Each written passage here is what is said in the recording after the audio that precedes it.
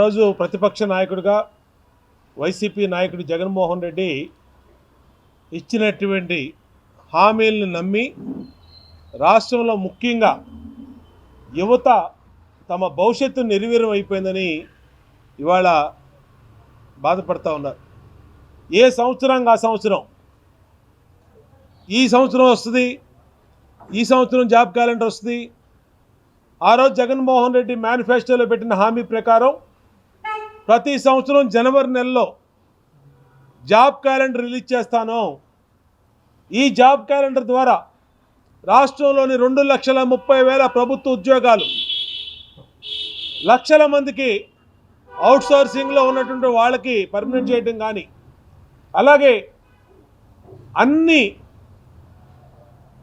చిన్న చిన్న ఉద్యోగాలు, అంగన్వాడీ కానీ, ఆశా వర్కర్లు కానీ, మున్సిపల్ ఎంప్లాయీస్ కానీ వీళ్ళందరికీ న్యాయం చేస్తానని చెప్పి ఆ రోజు అధికారంలోకి వచ్చిన జగన్మోహన్ రెడ్డి ఇవాళ 5 సంవత్సరాలు అయింది. యువత రాష్ట్రంలో ఎదురు చూస్తూ ఉన్నారు. ఈ చివరి జనవరి అయినా సరే, 2024 జనవరి అయినా మాకు నోటిఫికేషన్ వస్తేమో, లేదంటే అవకాశాలు వస్తాయేమో అని ఎదురు చూస్తూ ఉన్నారు. 2024 చివరి సంవత్సరం కూడా జగన్మోహన్ రెడ్డి యువతను మోసం చేశాడు. మేము అడుగుతా ఉన్నాం, నువ్వు చెప్పిన 2,30,000 ప్రభుత్వ ఉద్యోగాలు ఎక్కడ జగన్మోహన్ రెడ్డి? వైసీపీ మాట్లాడాలి. నువ్వు చెప్పినటువంటి ఉద్యోగాలు, నువ్వు మేనిఫెస్టోలో పెట్టినటువంటి ఉద్యోగాలు, మెగా డిఎస్సి ఎక్కడ? ప్రభుత్వ నోటిఫికేషన్లు ఎక్కడ? ఏ ఉద్యోగం మీదైనా సరే ఈ 5 సంవత్సరాల్లో యువతకి ప్రభుత్వ ఉద్యోగాలు ఇచ్చే విధంగా ఒక్క నోటిఫికేషన్ అన్నా వెలువడిందా అని అడుగుతా ఉన్నాం. రాష్ట్రంలో 20 లక్షల పైన యువతని మోసం చేసినటువంటి వ్యక్తి జగన్మోహన్ రెడ్డి.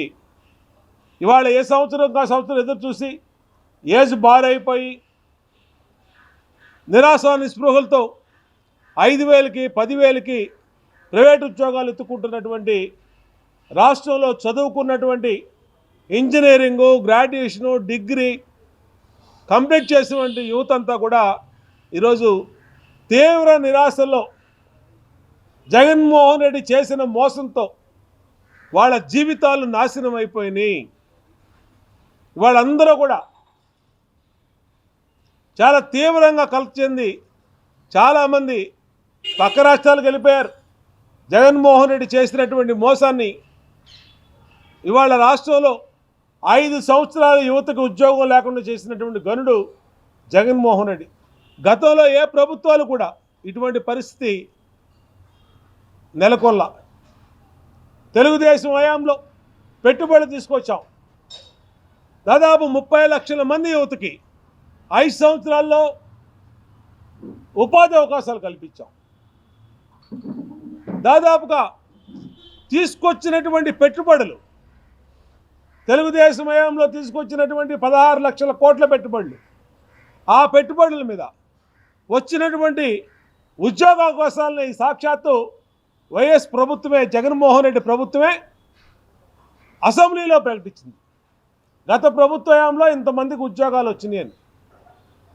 ఇవాళ ఈ రాష్ట్రంలో ప్రైవేట్ ఇన్వెస్ట్మెంట్స్ లేవు, ఐటీ పరిశ్రమ లేదు, అమర్ రాజా లాంటి పరిశ్రమలు వెళ్ళిపోయినాయి, కియా లాంటి ఎక్స్పాన్షన్స్ లేవు.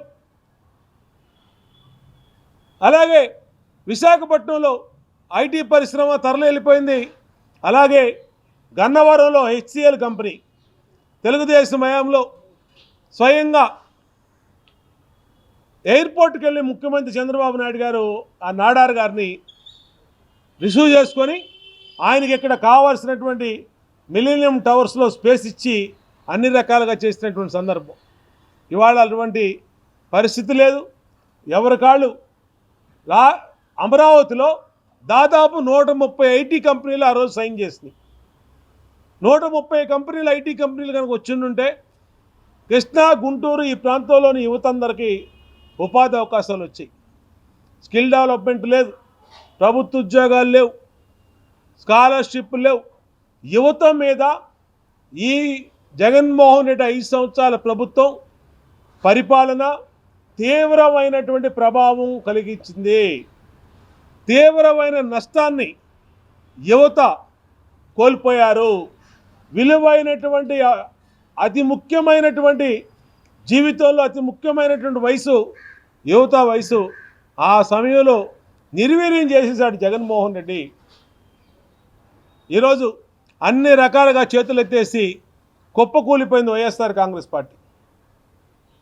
ఊవెత్తిన సునామీలాగా వచ్చామన్నటువంటి వైసీపీ పెద్ద ఎత్తున అగాధంలోకి ఇవాళ కూరుకుపోయింది. రాష్ట్ర ప్రజల్ని కూర్చేసింది. యువతని కోలుకోలేనటువంటి దెబ్బతీసింది.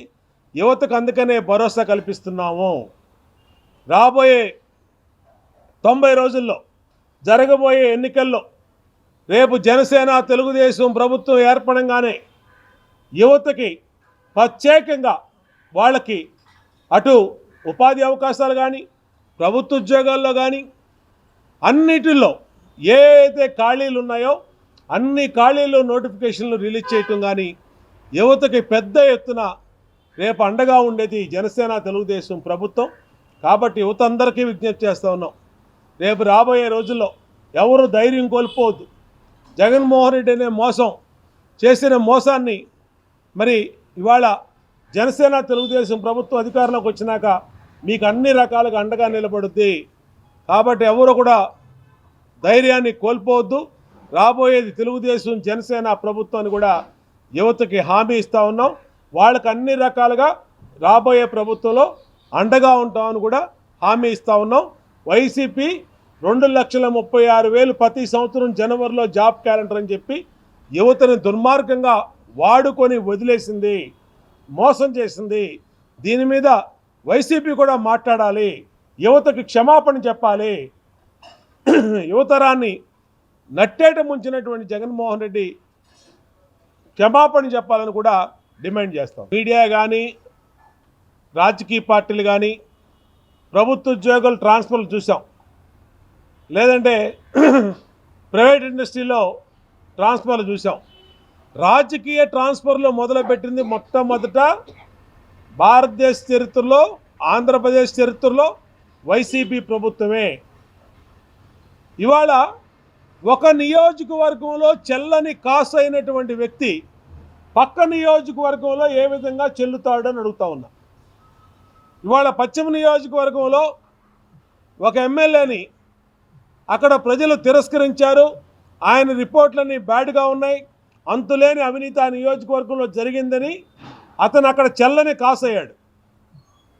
మరి సెంట్రల్ నియోజకవర్గంలో ఎలా చెల్లుతాడు? ఇవాళ రాష్ట్రంలో ఇష్టాసారంగా ఎస్సీలని బీసీలని ఇష్టాసారంగా మారుస్తూ ఉన్నాడు. సీఎం సొంత నియోజకవర్గం తాడేపల్లిలో సీఎం ఉండే ఇల్లు మంగళగిరి నియోజకవర్గం.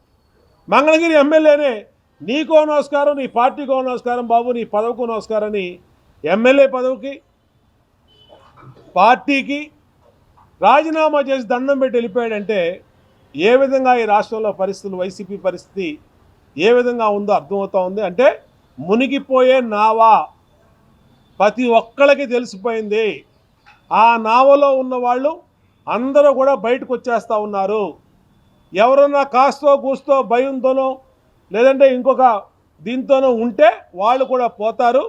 చల్లని కాసు అయినటువంటి ఒక ఊరిలో చల్లని కాసు రెండో ఊరిలో చెల్లదు. ఇది ఎక్కడైనా చల్లని కాసు.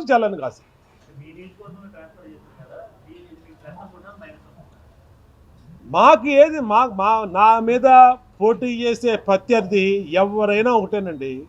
నా వరకు అయితే నేను తెలుగుదేశం పార్టీ ఎమ్మెల్యేగా కంటెస్ట్ చేస్తున్నా. నా ప్రత్యర్థి వైసీపీ ప్రత్యర్థి ఎవరైనా నాకు ఒకటే. బట్ రాజకీయ పరిణామాలు ఒక ఊర్లో చెల్లని కాసు, ఒక ఊర్లో చెల్లని 100 రూపాయల నోటు రెండో చోట ఎక్కడ చెల్లుద్ది? ఎందుకు చెల్లుద్ది? దొంగ నోటే, చల్లని కాసు. ఎక్కడైనా దొంగ నోటు చెల్లదు, ఎక్కడైనా చల్లని కాసు 70 రూపాయలు.